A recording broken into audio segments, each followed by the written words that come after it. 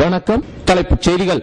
17வது நாளாக தொடரும் சட்டக்கல்லூரி மாணவர்களின் உள்ளிருப்பு போராட்டம். தேசிய கொடியை எரித்து அட்டூழியம். தமிழக பொது சுகாதாரத்துறையின் 2வது மாநில மாநாடு கோவையில் இன்று துவங்கியது. வனம் குறித்த விழிப்புணர்வை ஏற்படுத்த கோவையில் புகைப்பட கண்காட்சி. ஏராளமான மாணவ மாணவிகள் பங்கேற்பு. கல்லூரி விடுதி காப்பாளரை பணி நீக்கம் செய்ய வலியுறுத்தி கடந்த 17 நாட்களாக பல்வேறு போராட்டங்களில் ஈடுபட்டு வரும் கோவை சட்டக்கல்லூரி மாணவர்கள் உச்சகட்டமாக இந்திய தேசிய கொடியை எரித்து தங்களது எதிர்ப்பை தெரிவித்துள்ளனர். மேலும் நாளை சட்டக்கல்லூரி வளாகத்தில் பாகிஸ்தான் கொடியேற்றப் போவதாகவும் அறிவித்துள்ளனர். மாணவிகளிடம் தரக்குறைவாக பேசியதாக குற்றம் சாட்டி கோவை சட்டக்கல்லூரி மகளிர் விடுதி காப்பாளரான தாமரை செல்வியை பணிநீக்கம் செய்ய வலியுறுத்தி மாணவ மாணவிகள் கடந்த 17 நாட்களாக கல்லூரியில் உள்ளிருப்பு போராட்டம் நடத்தி வருகின்றனர். இந்த நிலையில் போராட்டத்தின் உச்சகட்டமாக மாணவ மாணவிகள் இன்று மாலை வாயில் கருப்பு துணி கட்டி கல்லூரி வளாகத்தில் வைத்து தேசிய கொடியை எரித்தனர். இதுவரை தமிழக அரசை கண்டித்தும் சட்டத்துறை அமைச்சகத்தை கண்டித்தும் பல்வேறு வகையில் போராடிய தங்களுக்கு எந்தவிதமான நியாயமான தீர்வும் கிடைக்கவில்லை என்றும் அதனாலேயே தற்போது தேசிய கொடியை எரித்ததாகவும் கூறிய மாணவர்கள் நாளை கல்லூரி வளாகத்தில் பாகிஸ்தான் கொடியேற்ற உள்ளதாகவும் கூறினர். ஆசிரியர் தாமரை செல்வி மாணவிகளை இழிவுபடுத்தியும் மாணவர்களை சாதியின் பெயரை சொல்லியும் இழிவுபடுத்துவதை கண்டித்து கடந்த 17 நாட்களாக நாங்கள் உள்ளிருப்பு போராட்டத்தை நடத்தி வருகிறோம். ஆனால் இதுவரை எங்களிடம் அரசு எவ்விதமான பேச்சுவார்த்தையும் நடத்தவில்லை. ஒரு சிறு நடவடிக்கை கூட அந்த பேராசிரியருக்கு எதிராக எடுக்கவில்லை. எனவே அதனை கண்டித்து நாங்கள் தூக்குமேடை போராட்டம், ஆர்டிஓ மற்றும் டிஎஸ்பி சிறைபிடித்தோம். தமிழக அரசுக்கு சவப்பாடை ஊர்வலம் நடத்தினோம். இறுதியாக இந்திய அரசியலமைப்பு சட்டத்தை நாங்கள் தீயிலிட்டு கொளுத்தி இருக்கிறோம். உடனடியாக இந்திய அரசு தலையிடாவிட்டால் நாங்கள் பாகிஸ்தான் தூதரகத்திடம் புகார் மனு கொடுப்போம் என்று நாங்கள் மத்திய அரசுக்கு தெரிவித்திருந்தோம். ஆனாலும் எவ்வித நடவடிக்கையும் எடுக்கவில்லை. ஆகவே இன்று நாங்கள் மாணவர்கள் நாங்கள் இந்திய குடிமக்கள் தானே என்பது எங்களுக்கு சந்தேகமாக இருக்கிறது. இந்திய அரசியலமைப்பு சட்டம் உறுதிப்படுத்தியிருக்கின்ற உணவு, உடை, இருப்பிடம் போன்ற எவ்விதமான அடிப்படை வசதிகளும் 17 நாட்களாக எங்களுக்கு அரசு செய்து கொடுக்கவில்லை. மாறாக எங்களுக்கு கிடைக்கின்ற உணவையும் தடுத்து நிறுத்தி எங்களை உள்நாட்டு அகதிகளாக உருவாக்குகின்ற ஒரு நிலையை தான் இந்த கோவை மாவட்ட காவல்துறையும் தமிழக அரசும் உருவாக்கி இருக்கிறது. எனவே நாங்கள் இந்திய குடிமக்கள் இல்லை என்பதன் மூலம் இன்று இந்திய தேசிய கொடியை எரித்து எங்களுடைய எதிர்ப்பை நாங்கள் பதிவு செய்திருக்கிறோம்.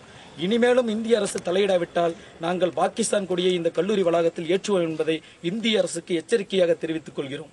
மாணவர்களின் இதுபோன்ற தொடர் அத்துமீறல்கள் கல்லூரி வளாகத்தில் நடைபெற்று வந்தும் காவல்துறையினர் எவ்வித நடவடிக்கையிலும் ஈடுபடாதது குறிப்பிடத்தக்கது. சென்னை சட்டக்கல்லூரி வளாகத்தில் நடைபெற்ற வன்முறையிலும் இதேபோல் காவல்துறை கைகட்டி வேடிக்கை பார்த்தது. கோவையிலும் இதுபோன்ற நிகழ்வு ஏற்பட வாய்ப்புள்ளதாக கருதப்படுகிறது.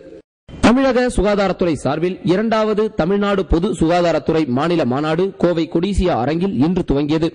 இதனை தமிழக சுகாதாரத்துறை செயலர் சுப்புராஜ் துவக்கி வைத்தார். தமிழக சுகாதாரத்துறை சார்பில் பொது சுகாதாரம் குறித்த 2வது மாநில மாநாடு கோவை கொடிசியா வளாகத்தில் இன்று துவங்கியது.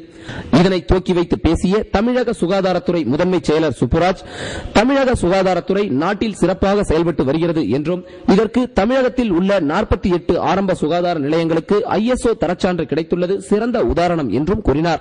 மேலும் சுகாதார நிலையங்களில் பணிபுரியும் மருத்துவர்கள் மற்றும் செவிலியர்கள் தங்களது நிலையறிந்து மக்களுக்கு உண்மையான சேவையாற்ற வேண்டும் என்றும் அறிவுறுத்தினார்.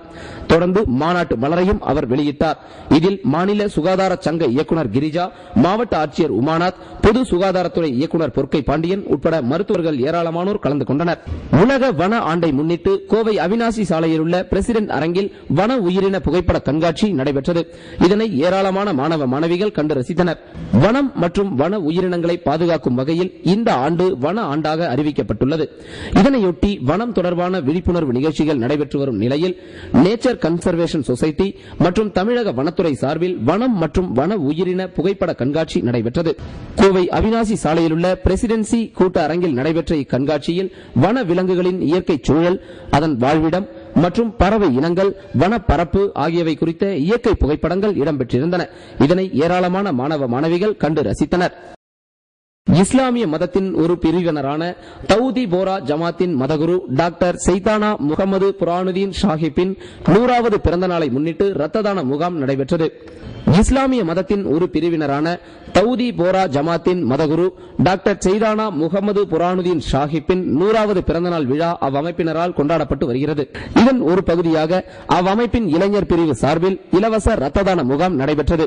பூ மார்க்கெட் பகுதியில் உள்ள VCV லே அவுட் பகுதியில் நடைபெற்ற இம்முகாமில் அதன் கோவை மாவட்ட தலைவர் ஷேக் சமீர்பாய் மற்றும் அரசு மருத்துவமனை உள் இருப்பிட மருத்துவர் சிவபிரகாசம் ஆகியோர் கலந்து கொண்டு முகாமினை துவக்கி வைத்தனர்.